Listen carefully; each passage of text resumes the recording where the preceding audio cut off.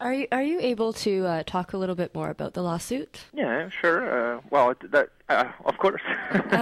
I'm just wondering. What you're saying? They're suing you on grounds of defamation, or they think false claims. That's right. And so how is this affecting you financially? You're having to hire lawyers? Yeah, of course. Mm-hmm. Well, actually, this is a very a big issue that we have raised with this book. Besides all the issues that the book itself raises, is the issue of access to justice. Because what happens is that we are sued by two multinational companies, which basically have huge financial means, and they are. They are hiring, armies of lawyers, and they can afford that. Whereas ourselves, basically, we have to count on lawyers that are, I'd say, that are. Sorry about that. I don't have the word in English, but they basically have worked for us on a voluntary basis. Right, pro bono. Yeah, pro bono lawyers, and we have the chance to have that because without our pro bono lawyers, we have two teams in Ontario and Quebec.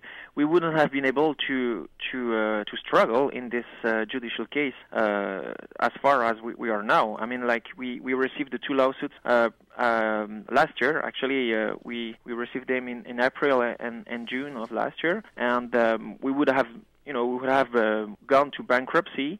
The three main authors who are sued, and the publisher who was actually sued also, and all of us would have gone to bankruptcy, very very soon because struggling in such a judicial case involved huge cost in lawyers' salaries.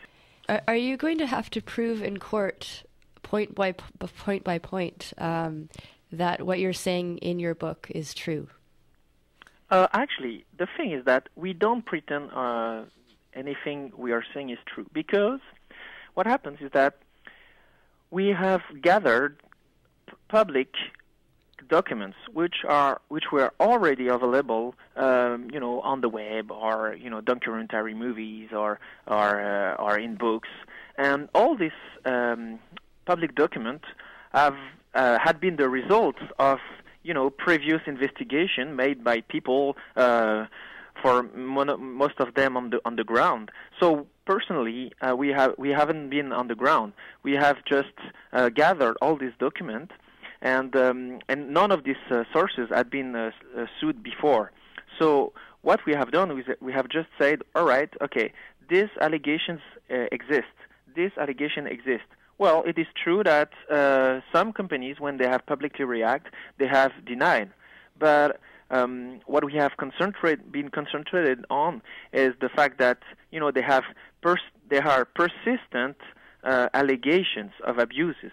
So that's why the only thing we are calling for is an independent investigation to actually shed light on all these cases, which are really, really problematic from a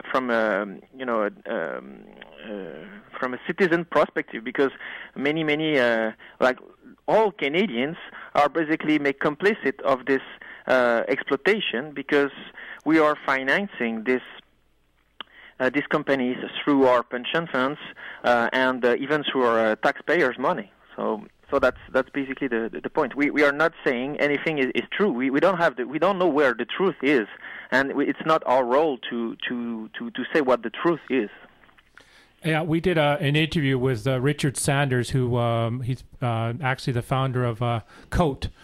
Coalition opposed the arms trade, and he talked about how the Canadian pension plan is being used at this time to fund the making of components for weapons of mass destruction that have been used over in Gaza, been used over in Lebanon, and been used over in Iraq too, and how Canada has played a major role in actually supplying weapon and ammunition for United States for the Iraqi war. Yeah. So what happens is to all the Canadians out there that think that we didn't have any part in Iraq, guess again, we had a major part in Iraq. And everyone that accepts that Canadian pension plan right now, just think that the money you're getting paid is basically made off the spilling of innocent blood of children in another country. That you're nothing more. You actually, technically, they could actually say that by collecting the money, they could be they're benefiting off of war crimes in another nation. You could actually say that. That's what I would say. That's my humble opinion. But yeah, we also had a chance to talk to Richard about how it involved tobacco companies and other companies, as you're talking about. The one in Tanzania. Is Barrick Gold is coming after you for that one, the one allegation in Tanzania where 50 people were killed. Could you talk a little bit about that? Well, of course, what happened is that what we are exposing in the book is the fact that you have persistent allegations of brutal expropriation from a group of artisanal miners, which were present on a very interesting gold deposit in Tanzania in 1996. And it was not even Barrick Gold was not even involved at that time because it was Sutton Resources, which was actually a Vancouver-registered junior mining company, and this company has been accused of mobilizing the police forces to actually brutally expropriate the people, and there have been allegations of artisanal miner being buried alive during the process by using the company's bulldozers. Well, Barrick Gold has bought the companies after that in 1999, and since that time there has been many activists in Tanzania which were actually talking about these allegations because many people were complaining about this event, and there were a few investigations done on that. There is a very interesting document which were published by the students' Toronto University newspaper, which is called The Men Who Moil for Gold, which is a very comprehensive investigation around that case. It's available on the web. And actually, Barrick has always pretended that these allegations were not founded. And it was it was purely false. I mean, that's their opinion. That's okay. But on the other side, you have a lot of people from Tanzania, that are still complaining about these allegations.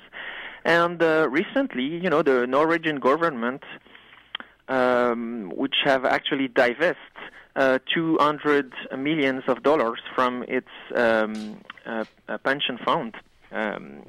From Barrick, actually reported that they were taking seriously the allegations of miners being buried alive during this brutal expropriation in 1996. So, I mean, our point of view is that, well, there is nothing completely irrelevant in that.